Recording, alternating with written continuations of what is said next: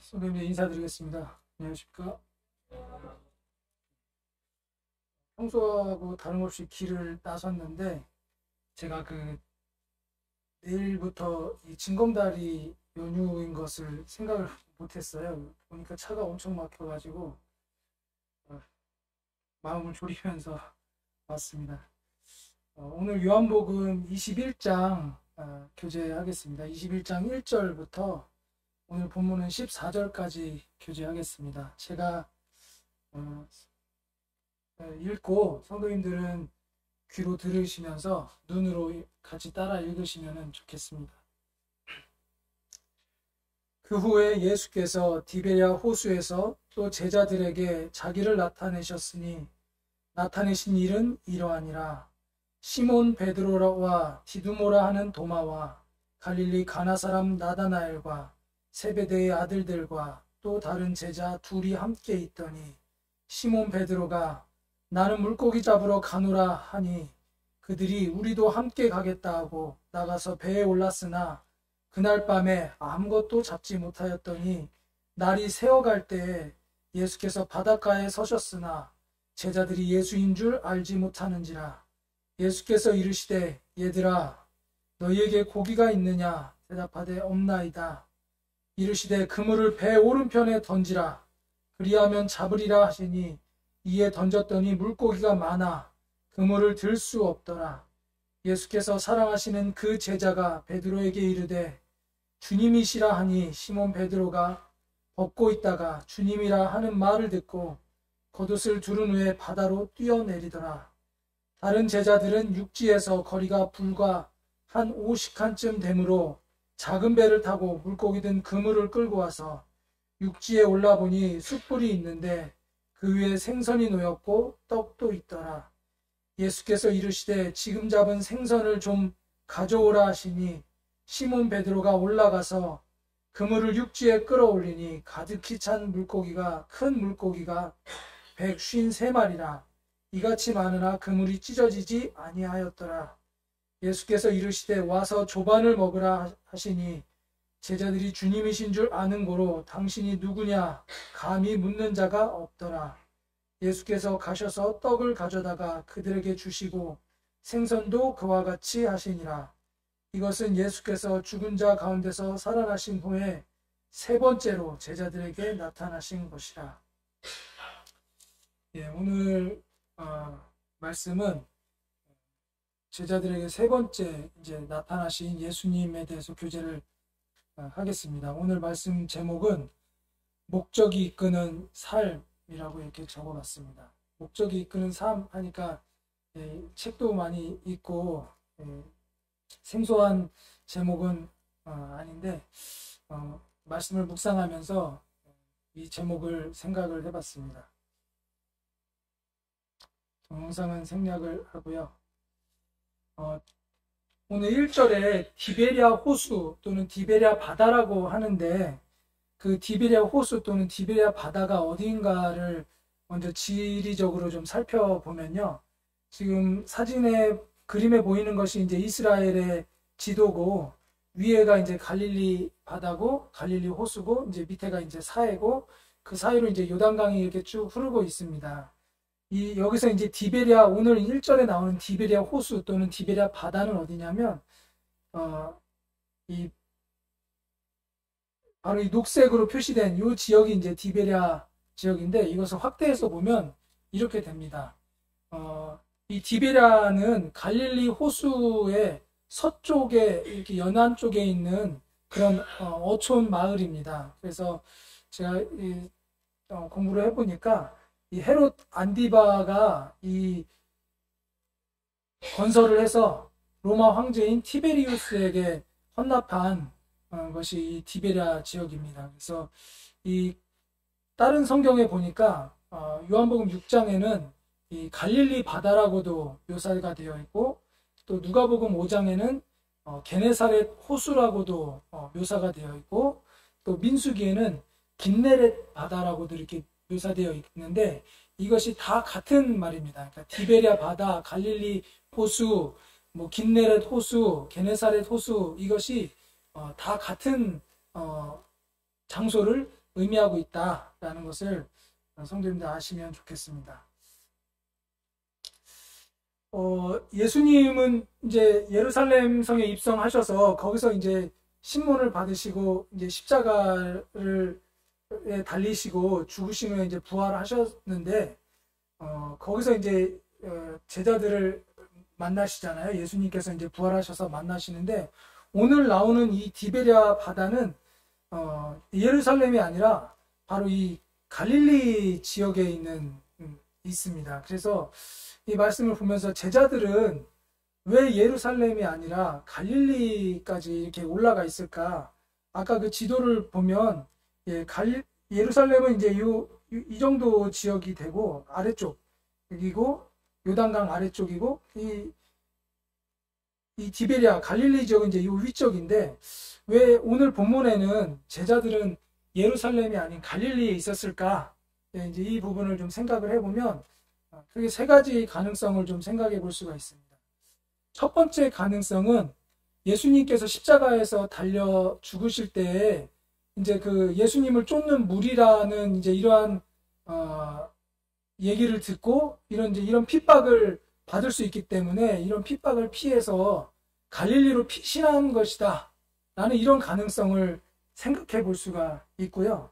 그 다음에 두 번째 가능성은 예수님이 이제 십자가에서 죽으신 후에 우리가 기대하던 메시아가 아니구나 이제 이렇게 실망을 해서 나는 그냥 내 원래 본업인 물고기 잡으러 본업으로 돌아가겠다 라는 이런 가능성을 생각해 볼 수가 있습니다. 근데 이런 두 가지 가능성은 제가 공부를 해보고 또 말씀을 묵상해 보면서 생각해 보기가 어렵다는 이제 결론을 내렸는데요. 왜 그러냐면 그 앞장인 요한복음 20장에 보면 부활하신 예수님께서 이제 죽으신 다음에 부활하셔서 제자들에게 첫 번째, 두 번째 나타났다는 말이죠.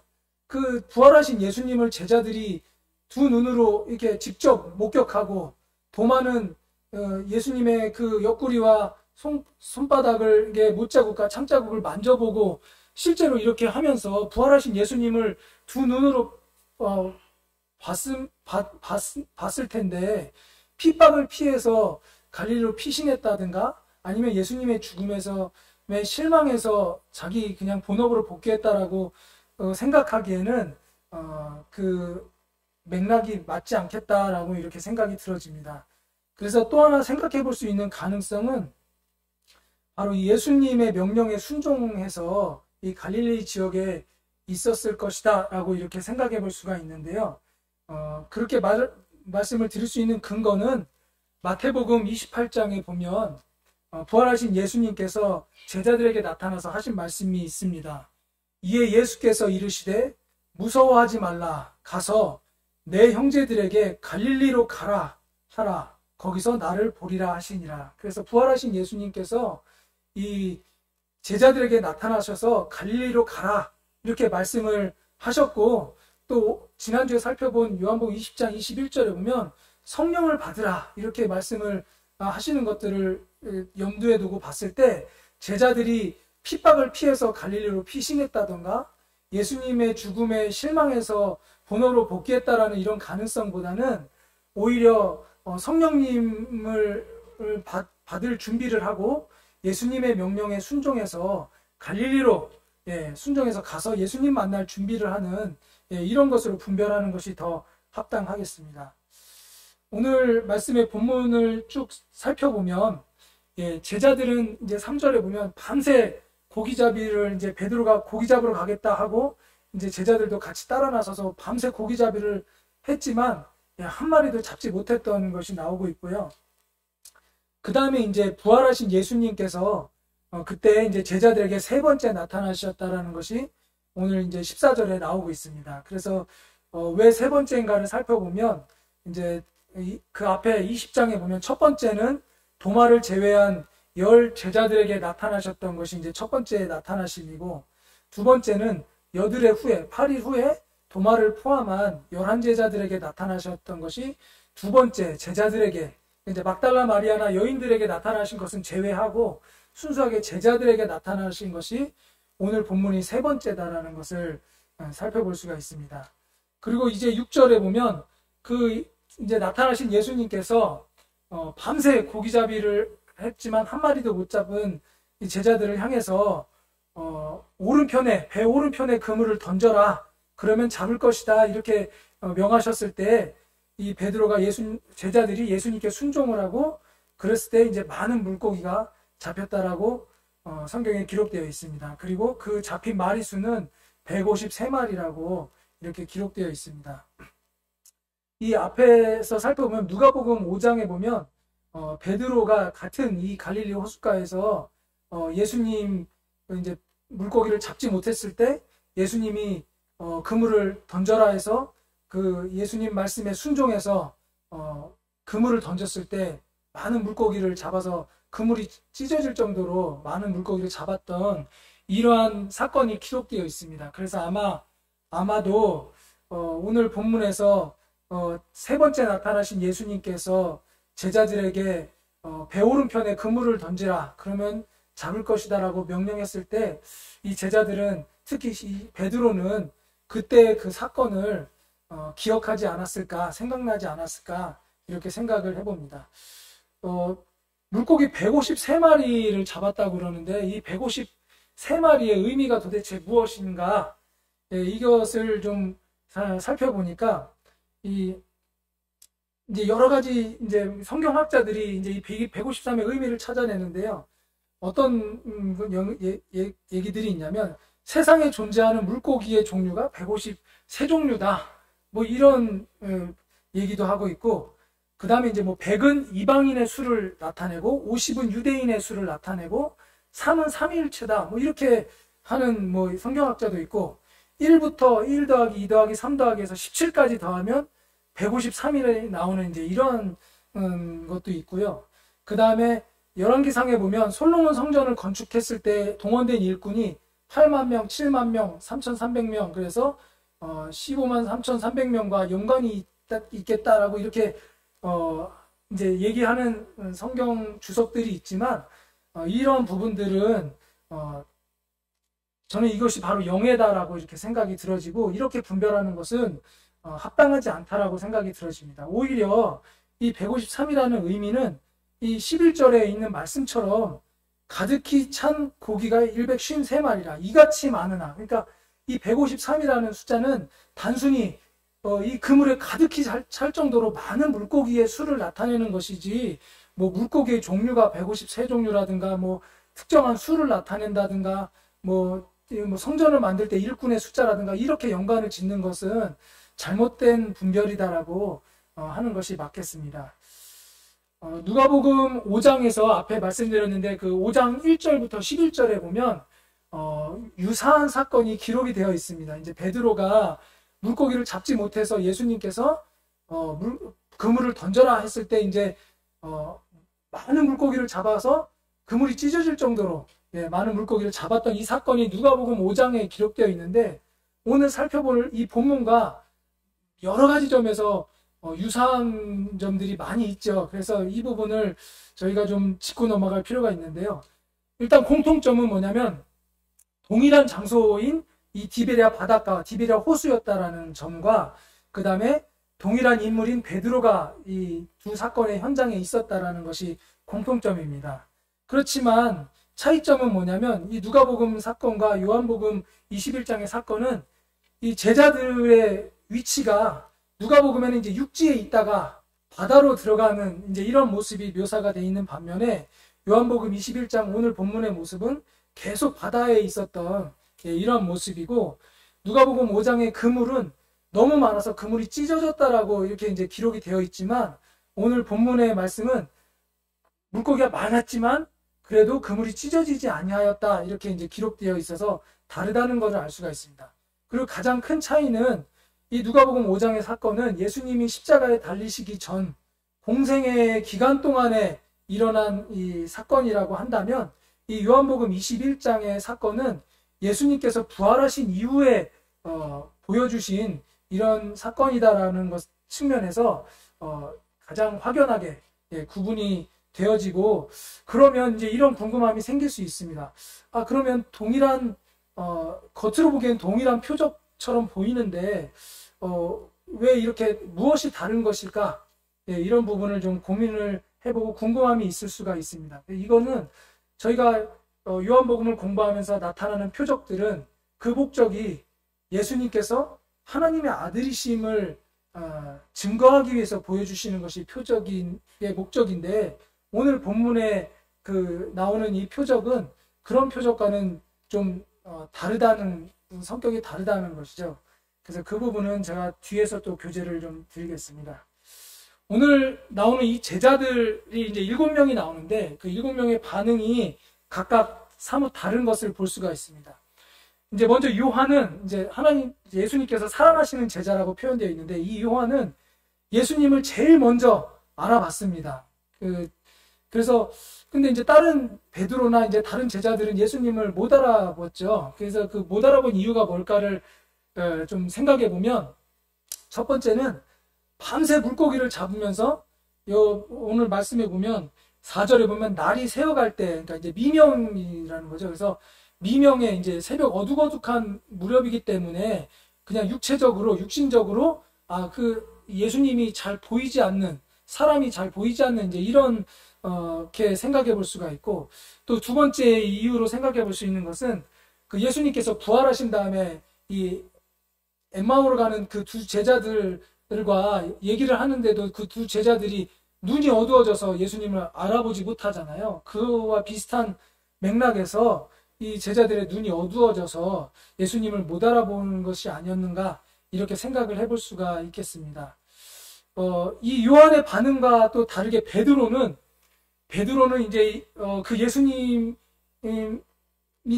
요한이 말했을 때 그 말을 듣자마자 자기가 이제 아마 고기잡이를 하면서 이제 윗옷을 아마 벗고 고기잡이를 했었을 것 같습니다. 그래서 겉옷을 얼른 이것을 이제 입고 예수님을 만나려고 바닷가에 이렇게 뛰어들어서 이제 수영을 해서라도 주님을 당장 가서 만나보겠다라는 이제 이런 의지를 가지고 이제 했던 이런 행동들이 보여질 수가 있습니다. 이 8절에 보면 이제 이 배가 육지로부터 50칸 정도 띄어져 있다고 그러는데, 이 50칸은 200규빗이고 200규빗은 육지로부터 이제 90m 정도 떨어진 그 거리가 바로 이제 오늘 이 배가 있던 이 위치라는 것을 알 수가 있습니다.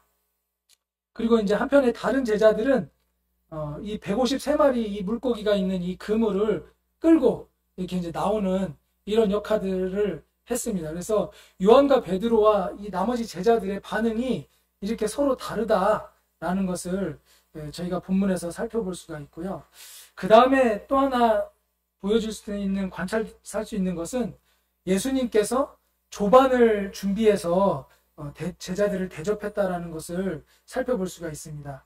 그 유대인들의 식사 관습을 보면 하루에 2끼 식사를 한다고 합니다. 그래서 조반과 저녁인데, 조반은 이제 조금 늦지막히 먹는 아침, 그러니까 우리로 치면 아점과 같은 거죠. 그래서 아침 겸 점심을 겸해서 아침 식사를 하고, 그다음 점심을 거르고 저녁을 먹는 이런 2끼를 하는 것을 볼 수가 있고요.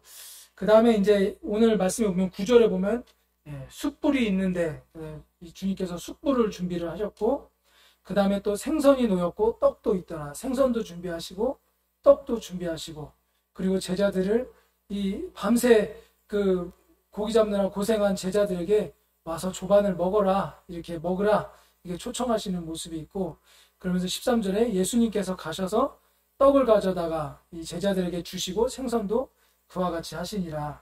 그래서 이 예수님의 마음이 어떠한가를 저희가 살펴볼 수가 있습니다. 이 제자들은 이제 예수님을 배반했잖아요. 예수님 잡히실 때 도망가고, 또 베드로는 예수님을 부인했지만 이러한 제자들을 예수님께서는 나무라지 않으시고 오히려 밤새 고생하고 수고한 제자들을 사랑으로 맞아주시면서 조반을 준비하셔서 이렇게 먹이시는 이런 예수님의 마음을 저희가 살펴볼 수가 있습니다. 저희가 이 본문을 제가 이렇게 묵상을 하면서 여기까지 이제 이렇게 관찰을 해보게 됐습니다. 이런 관찰을 토대로 그러면 이제 어떻게 이 말씀을 이제 해석하고 교훈을 받을 수 있을 것인가? 이제 먼저 이 본문 해석을 위한 크게 기준, 관점을 좀 정리를 해봤는데요. 이것이 상당히 중요하다고 생각이 들었습니다. 첫 번째는 이 오늘 본문의 위치가 요한복음의 결말이라는 점이 상당히 중요하다는 겁니다. 저희가 지난주에 살펴봤지만 요한복음의 20장 30절과 31절을 보면 요한복음이 결론이 난 것 같지 않습니까? 보면 30절 보면 예수께서 제자들 앞에서 이 책에 기록되지 아니한 다른 표적도 많이 행하셨으나 오직 이것을 기록함은 너희로 예수께서 하나님의 아들 그리스도이심을 믿게 하려 함이요 또 너희로 믿고 그 이름을 힘입어 생명을 얻게 하려 함이니라. 그래서 이미 20장을 이렇게 보면서 요한복음의 이 결론이 거의 다 난 것 같은 느낌을 가지는 경우가 많이 있습니다. 그리고 후대 성경학자들도 이 요한복음은 20장까지가 끝이고 21장은 더해진 것이다라고 이렇게도 주장하는 학자들이 있지만 성경의 어느 사본에도 요한복음의 20장까지만 있고 21장이 없는 경우는 없다고 그럽니다. 그래서 이 20장이 결말처럼 보인다 할지라도 21장이 이렇게 들어가 있는 이 부분이 조금 의미가 그런 측면에서 의미를 찾아볼 수가 있습니다. 그리고 이 시점을 놓고 봤을 때 예수님께서 죽으시고 부활하시고 또 20장에 보면 너희가 성령을 받으라 라고 제자들에게 말씀하시면서 말씀을 하셨지만 아직 성령은 내려오시지 않았잖아요. 사도행전에서 이제 성령 강림이 일어나는데 바로 그러면서 교회가 시작이 되는데 이 시점이 바로 예수님의 죽음과 부활 이후에 성령님이 강림하시기 전 어떻게 보면 이 과도기적인 이 단계에 끼어 있다. 그래서 성경을 해석할 때 그런 이 구조적인 이 위치를 놓고 해석하는 부분들이 필요하다라는 분별이 들었고요. 두 번째는 아까 살펴본 대로 이 표적의 목적이 다르다는 겁니다. 그러니까 기존의 표적들은 예수님께서 하나님의 아들이심을 나타내기 위해서 보여주신 표적이라고 한다면 오늘의 표적은 예수님께서 하나님의 아들이심을 나타낼 필요가 없으시다는 거죠. 왜냐하면 이미 죽음 이후에 부활하셨고 그 부활하신 몸을 제자들에게 나타내 보이셨기 때문에 굳이 부활하신 몸을 보이셨는데 내가 하나님의 아들이라고 나타내실 필요가 이 표적을 통해서는 없다는 겁니다. 그래서 이 표적의 의미는 기존의 표적과는 그 목적과 성격이 다르다는 것을 본문을 해석할 때 어떤 하나의 관점이 되겠고요.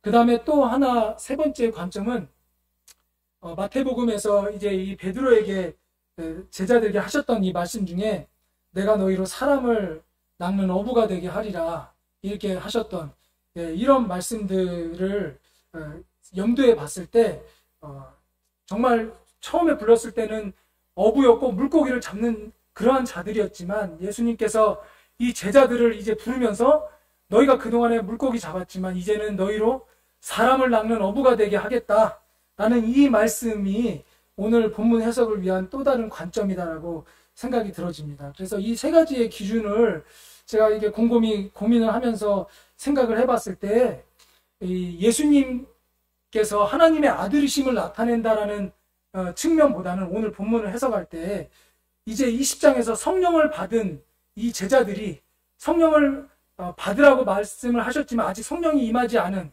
그런 상태에 있는 이 제자들이 앞으로 어떻게 살아가야 할 건지를 교훈하는 측면에서 오늘 이 본문의 교훈을 발견하는 것이 더 맞지 않겠는가 이렇게 좀 생각을 해봤습니다. 그래서 이 교회 시대를 이제 앞두고 이 교회 시대를 열어가야 하는 이 제자들의 사역 또는 이제 이 사도행전을 시작하는 이러한 제자들의 사역의 입장에서 요한복음의 결론은 어찌 보면 20장 30절과 31절에서 말씀을 하셨지만 그럼에도 불구하고 이 21장의 본문의 의미는 이러한 관점에서 주님께서 교훈을 주시는 것이 아닐까 이렇게 생각을 해보고 묵상을 했습니다. 그래서 오늘 본문의 주제는 제자들의 사역이라고 이렇게 잡아봤고요.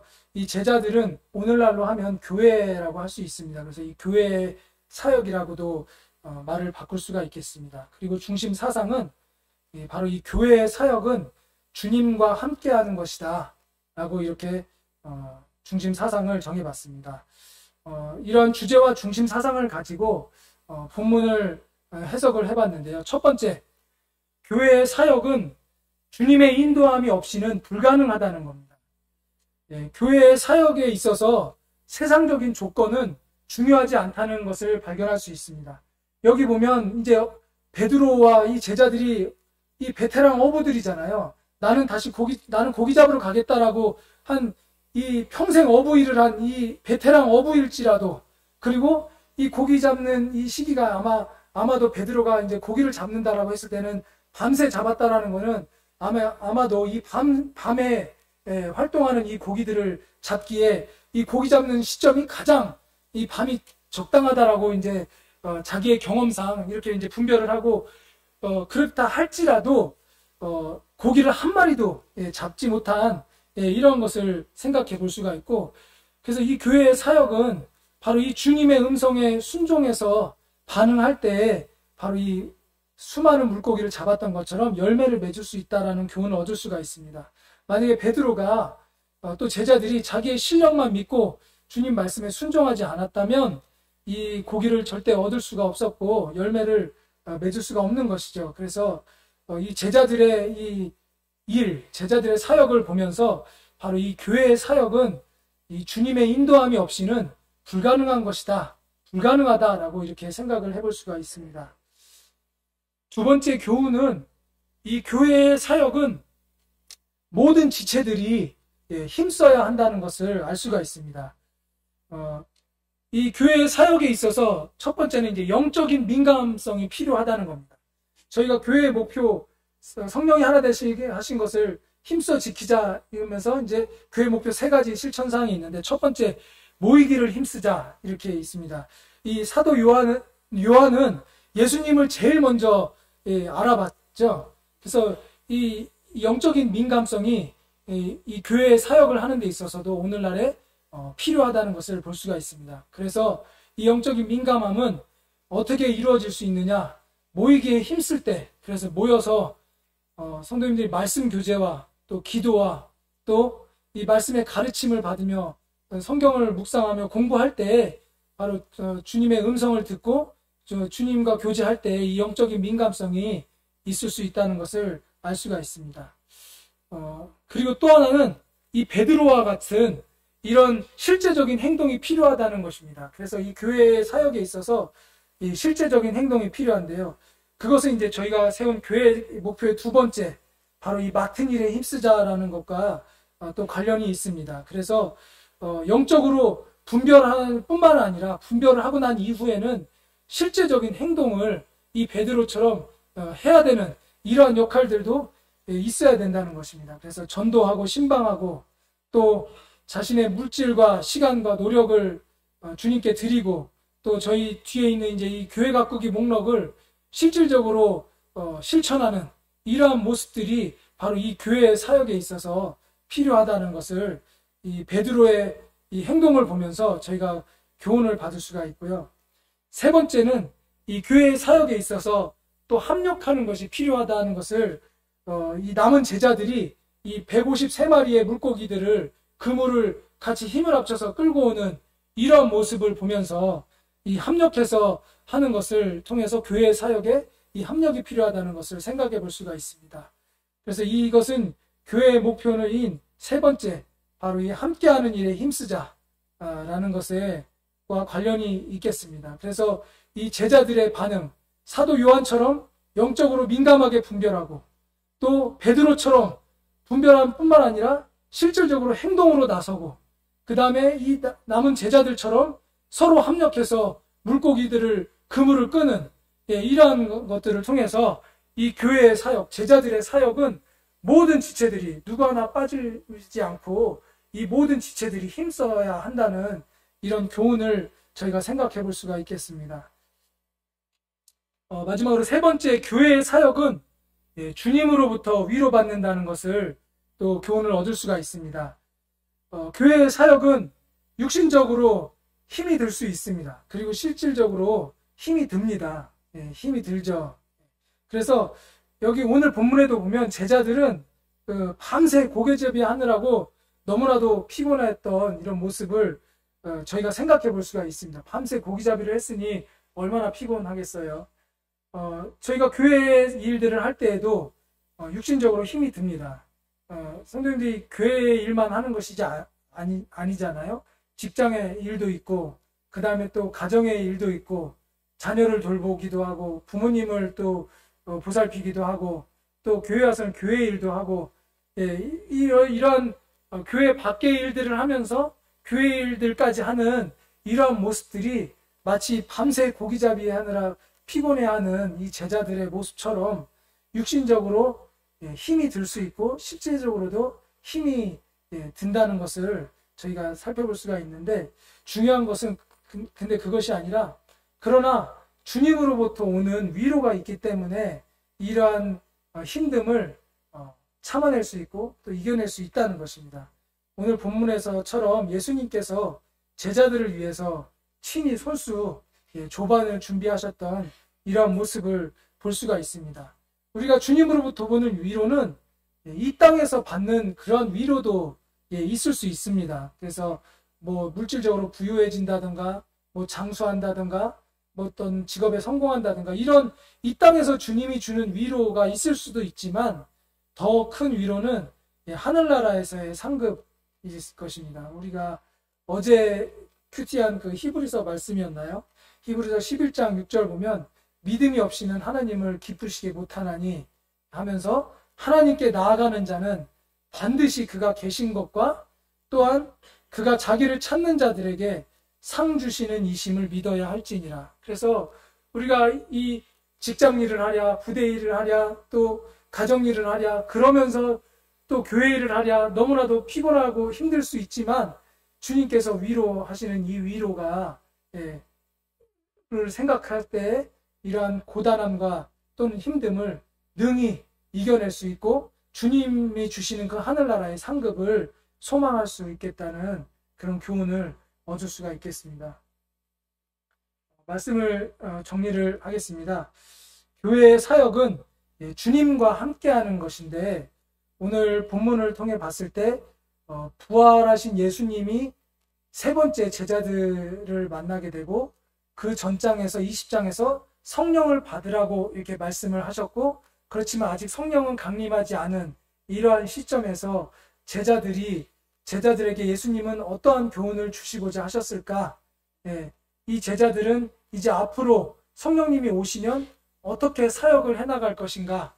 라는 이러한 관점에서 이 제자들의 사역, 이 교회의 사역은 주님과 함께하는 것이다 라고 이렇게 분별을 해봤고, 거기서 이제 세부적으로는 이 교회의 사역은 주님의 인도함이 없이는 아무리 육신적으로 뭔가 실력이 있고 또는 육신적으로 갖춰지고 조건이 좋다 할지라도 그것이 중요한 것이 아니라, 이 주님의 인도함이 없이는 하나도 열매를 맺을 수가 없다라는 교훈을 얻을 수가 있고, 그 다음에 이 제자들의 사도 요한과 베드로와 다른 나머지 제자들의 이 다양한 반응들을 통해서 이 교회의 사역은 바로 이 모든 지체들이 하나도 빠지지 않고 힘써서 각자 맡은 일에 힘써서 해야 된다는 이런 교훈을 얻을 수가 있고, 그렇지만 이 교회의 사역은 힘이 들지라도 결국엔 주님으로부터 오는 이 위로 때문에 이러한 사역을 능히 감당할 수 있고 또 주님으로부터 오는 상급을 소망할 수 있다라고 이렇게 교훈을 얻을 수가 있겠습니다. 저희가 지금 이제 코로나가 해제가 거의 되면서 야외 활동이 가능해지고 또 신앙국 복수센터의 복음 전도가 이제 재개가 되고 또 이제 축구 전도도 할 수 있고 이런 이제 여건들이 참 주님의 은혜로 다시 열리게 되었는데, 이렇게 될 때 우리가 교회가 어떻게 그러면 이 일들을 해야겠는가, 어떻게 전도할 것인가를 영적으로 분별하는 이러한 일이 있겠죠. 그래서 신앙국 복지센터도 전도해야 되고 또 다문화 가정도 돌볼 수 있는 여건이 있는지 살펴봐야 되고 또는 소외계층이 있는지 또 살펴봐야 되고, 이러한 영적인 분별함이 있어야 되는 반면 그 분별함과 더불어서 실제로 행동하는, 그래서 실제로 가서 복음을 전하는, 실제로 가서 아이들과 어울리는 이러한 실제적인 행동들이 있어야 되고, 또 그것과 더불어서 뒤에서 물질로 헌신하거나 또 간식을 준비하거나 또는 기도로 동역하거나 하는 이러한 지체들의 이러한 사역들이 다 같이 있어야 되는 이러한 교훈을 생각해 볼 수가 있습니다. 그리고 이러한 것들이 아무리 우리의 힘과 노력으로 한다고 되는 것이 아니라 주님께 의지하는 마음으로 주님의 인도함을 구해야만 이러한 열매들을 얻을 수가 있는 것이고, 때로는 이것을 해나가는데 힘이 들고 또는 좌절하거나 또는 어려움이 있을지 모르겠지만, 그럴지라도 이 제자들, 밤새 피곤한 제자들에게 찾아와서 조반을 친히 먹이셨던 예수님을 보면서 주님의 이 사랑으로 우리가 위로받을 수 있고, 또 하늘나라의 상급이 이 주님의 말씀에 약속이 있기 때문에 그 약속을 소망하면서 이겨낼 수 있다라는 이런 교훈을 얻을 수가 있겠습니다. 오늘 말씀 교재는 이상으로 마치겠습니다.